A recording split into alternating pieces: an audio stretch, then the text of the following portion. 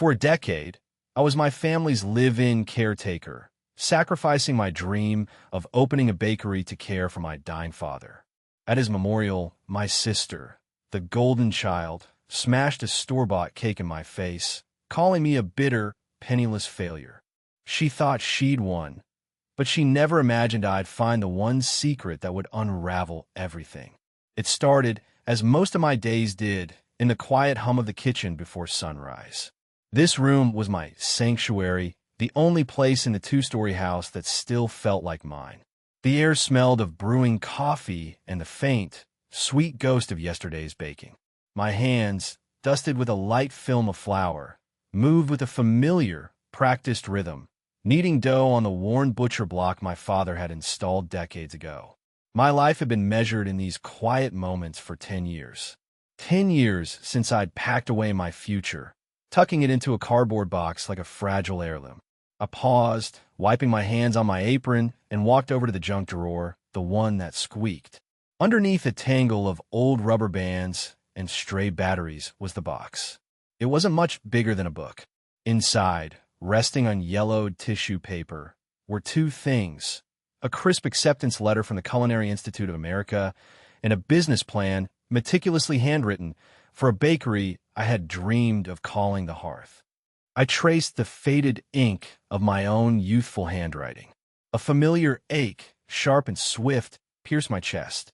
It was a feeling I had learned to master, a wave of resentment and what-ifs that I would quickly, dutifully, push back down into the depths. It was the right thing to do, I told myself. It was the mantra that had become the foundation of my 30s. Guilt always followed, a quiet punishment for daring to mourn a life I'd never lived. The sound of my mother's voice calling my name from upstairs was my cue. I pushed the drawer shut, the squeak of the wood sealing my dreams away once more, and put on the serene, capable mask that my family had come to expect. Later that day, my sister, Chloe, breezed in. She didn't so much enter a room as she conquered it, her presence filling every corner with the scent of expensive perfume and restless energy. She was wearing a chic, cream-colored athleisure set that probably cost more than my monthly grocery bill. She kissed our father, Richard, on the forehead where he sat in his recliner by the window, his gaze distant. The stroke had taken his words, but not his presence. At least, that's what I told myself. "Oh, Amy, this place is so dreary," she said, her eyes scanning the living room with distaste. She nudged a faded armchair with her pristine white sneaker. "We really should get rid of this old thing. It just brings the whole room down." She didn't wait for an answer, instead launching into a monologue about her upcoming trip to Europe. I listened, nodding and smiling, my usual strategy for navigating the minefield of a conversation with Chloe.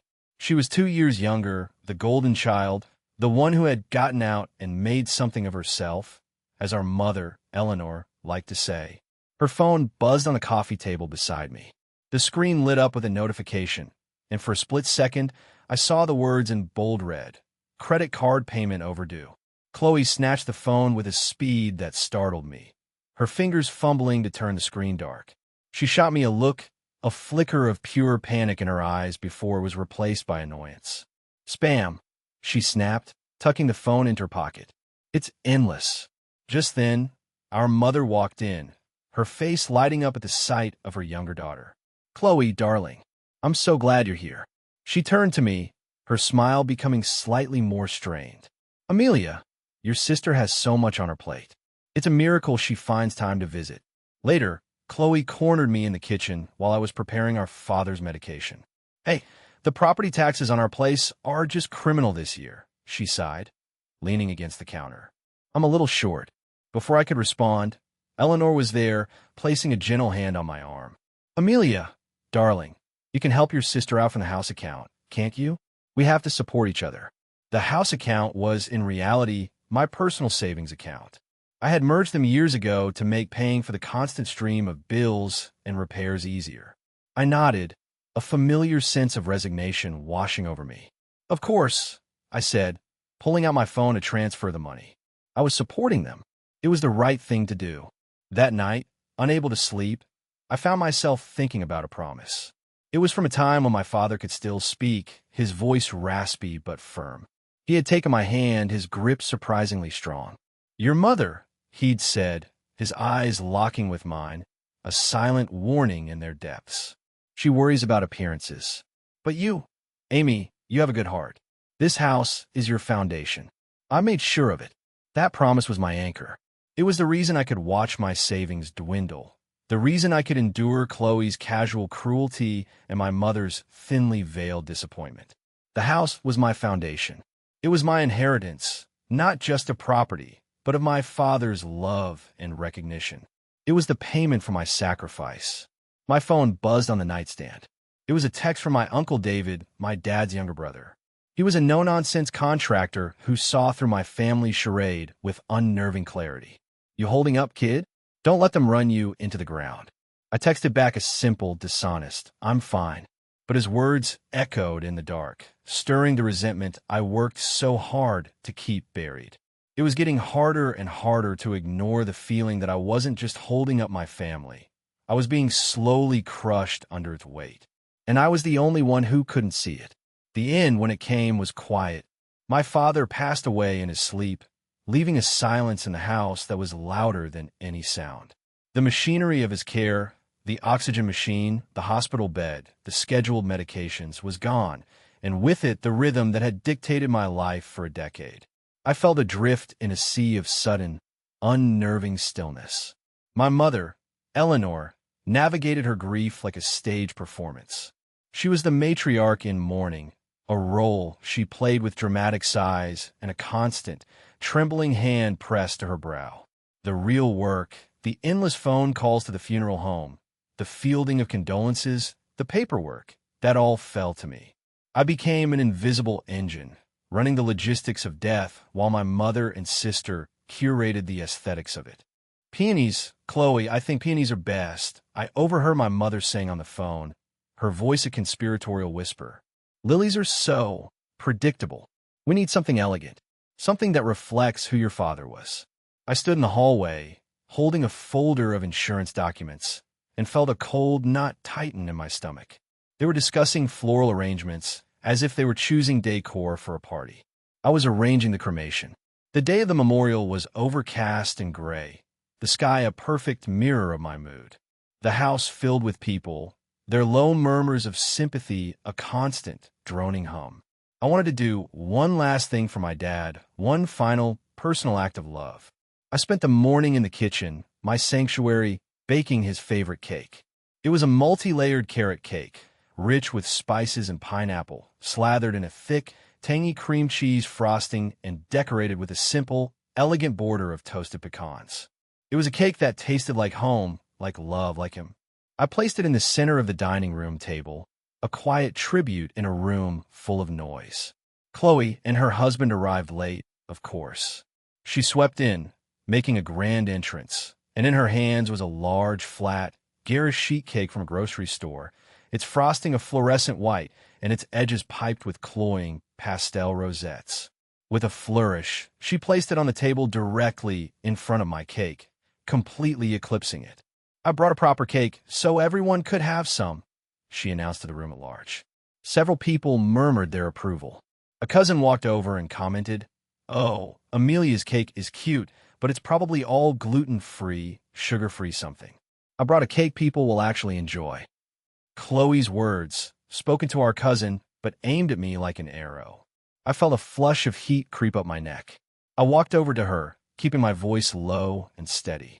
"That's thoughtful, Chloe," I said, the words tasting like ash. "But I made Dad's favorite." Chloe's smile tightened into a bloodless line. Her perfect, public mask began to crack. "Oh, Amy," she sneered, her voice dripping with condescension. "Always playing the little homemaker. Nobody wants your sad, dry little cake." Something inside me, something that had been dormant for 10 years, flickered to life. It was a spark of defiance. "This wasn't for everyone," I said, my voice still quiet but clear and firm. "It was for Dad. That was it. That was the transgression." My quiet refusal to be dismissed was a declaration of war. Chloe's face contorted, her carefully constructed composure shattering into a million pieces. "You are such a bitter, penniless failure," she shrieked, her voice suddenly shrill and ugly. The room fell silent. "You have nothing. Dad is gone, and you're still stuck here with your pathetic little dreams." And then, in a movement that seemed both impossibly fast and terrifyingly slow, she grabbed the cheap, store-bought cake. Before I could react, she shoved it, plastic tray and all, directly into my face and chest. The shock was a physical blow. Cold, greasy frosting filled my nose and mouth. Lumps of cake clung to my hair and slid down the front of my black dress. A collective gasp echoed through the room, a sharp intake of breath from 24 people. For a heartbeat, there was absolute silence, broken only by the sound of a plastic fork clattering to the hardwood floor. Then, the second blow came, this one more devastating than the first. My mother rushed forward, but she didn't rush to me. She threw her arms around Chloe, who had started to produce loud, theatrical sobs. "Oh, you poor thing," Eleanor cooed, stroking Chloe's hair. "You're just overwrought with grief. Hush now, dear. She doesn't understand the pressure you're under." My mother was calling me she, as if I were a stranger, an obstacle, a problem to be managed. I looked at my mother, her arms wrapped around my assailant, and I saw everything with a blinding, horrifying clarity. This wasn't a family. It was a system, and I was not a part of it. I was its fuel. My Uncle David took a step toward me, his face a mask of thunderous rage. I held up a hand to stop him. I didn't cry. I didn't scream. I felt nothing at all, just a profound, chilling emptiness. I looked from Chloe's sobbing, triumphant face to my mother's coddling embrace.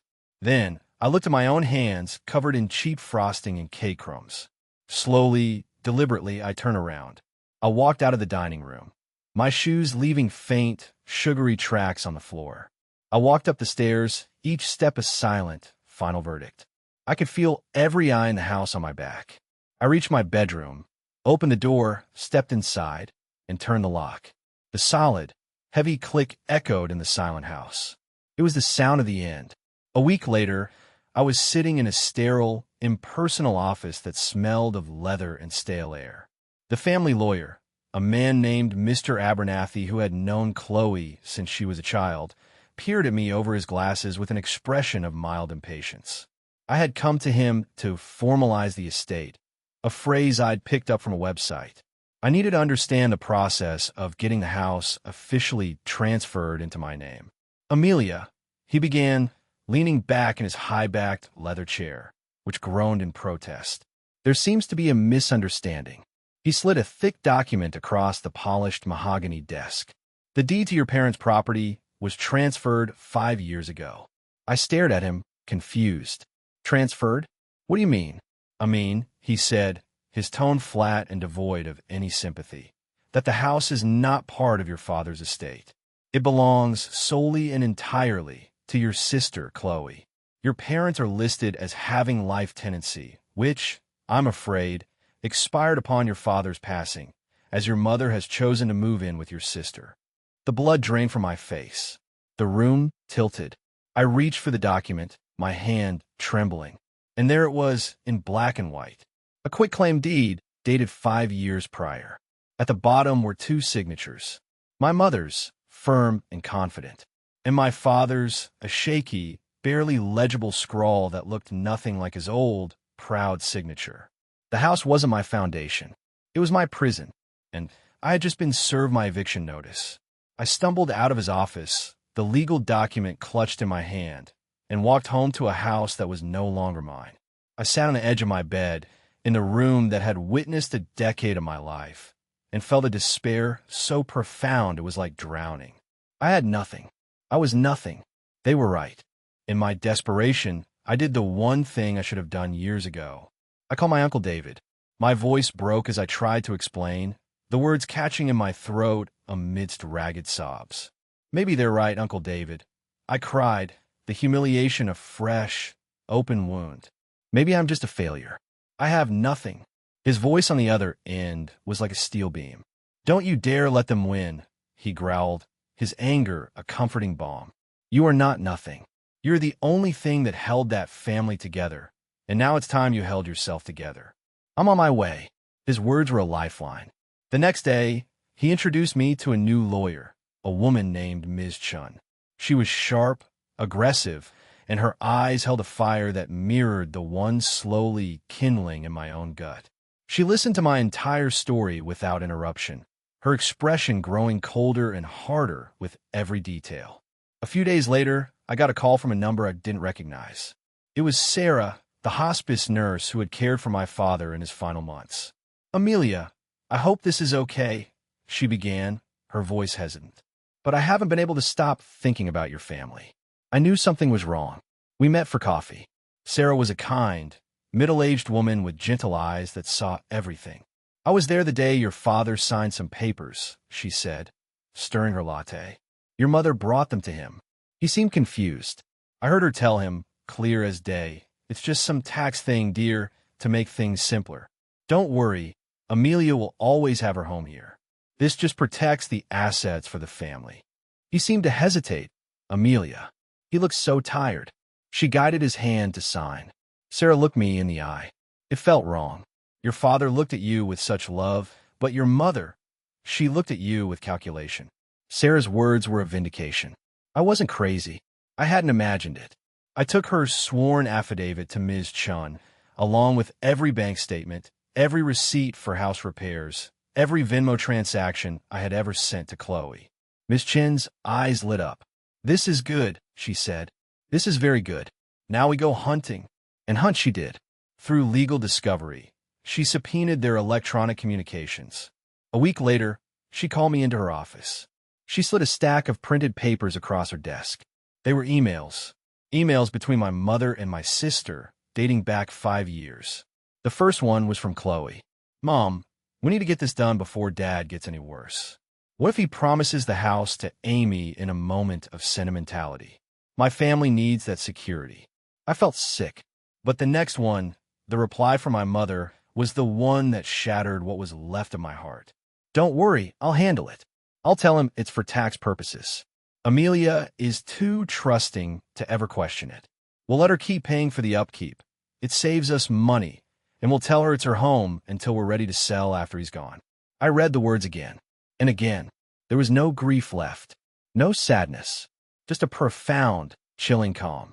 The 1,000 little cuts, the casual dismissals, the endless demands, they all clicked into place, forming a perfect, monstrous tapestry of betrayal. Ms. Chun called for a formal mediation. We sat at a long, polished table in a soulless conference room. Me, Uncle David, and Ms. Chun on one side. Chloe, Eleanor, and a flustered-looking Mr. Abernathy on the other. Chloe began, her voice trembling with manufactured righteousness, talking about how I'd become difficult and ungrateful. My mother nodded sadly, dabbing at a dry eye with a tissue. Miss Chin let them talk. Then, she calmly began her presentation. She laid out the nurse's testimony. My mother's face went white. She laid out the detailed accounting of the more than $80,000 of my money I'd spent on a house that was not mine.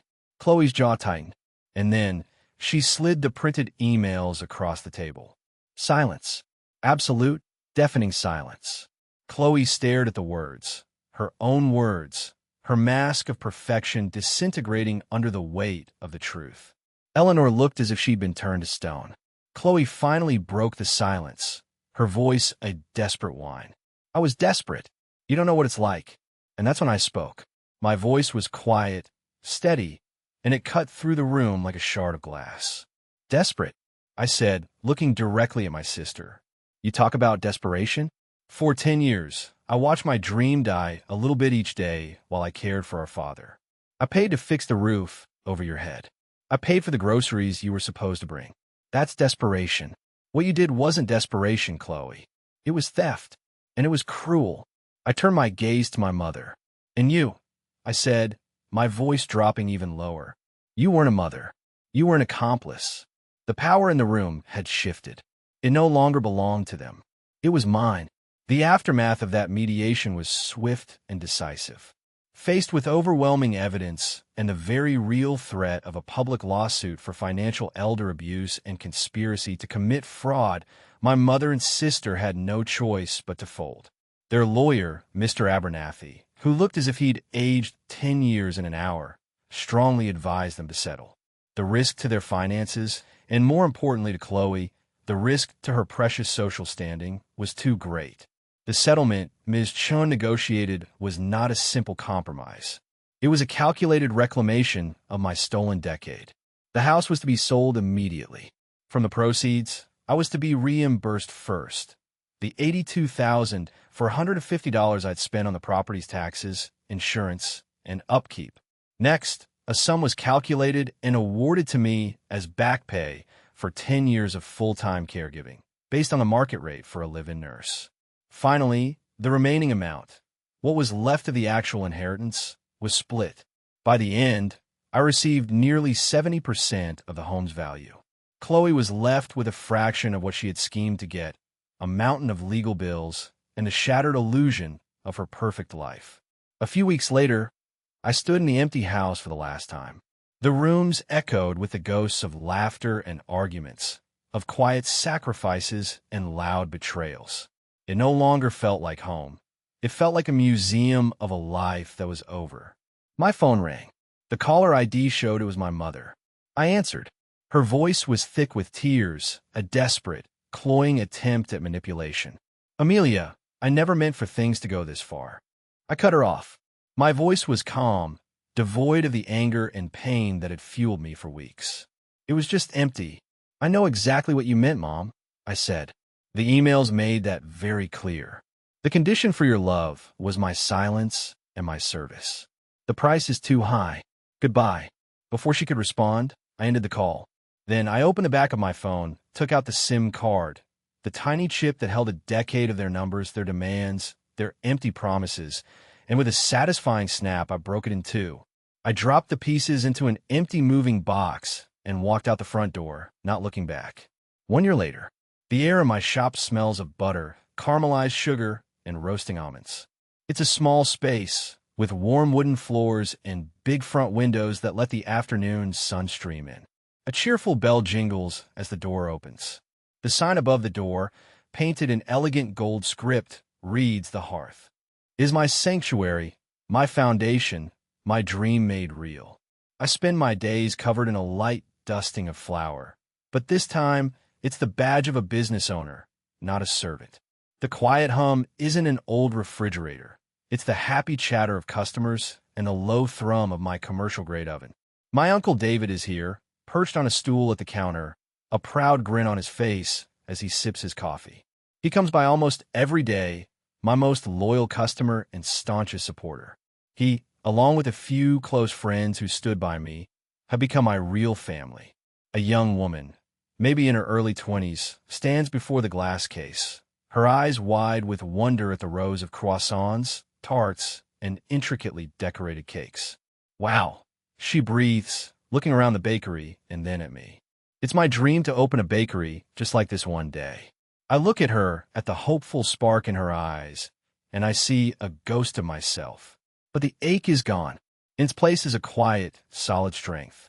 I smile a genuine, untroubled smile, the kind that reaches all the way to my eyes. "It was my dream, too," I say, my voice warm and clear. "Let me tell you, it's worth the fight." She beams, and I turn to help her choose a cake. In a small, simple frame on the wall behind the counter is the only thing I kept from the old house. A faded photograph of my father and me at a county fair, both of us laughing, a half-eaten caramel apple in my hand. He is looking at me with pure, uncomplicated love. They tried to bury me in the ruins of a home I thought was mine. They never realized they were just planting a seed. The most profound betrayal of my life wasn't an ending. It was the violent, painful, and necessary beginning of my real story. And it tastes sweet.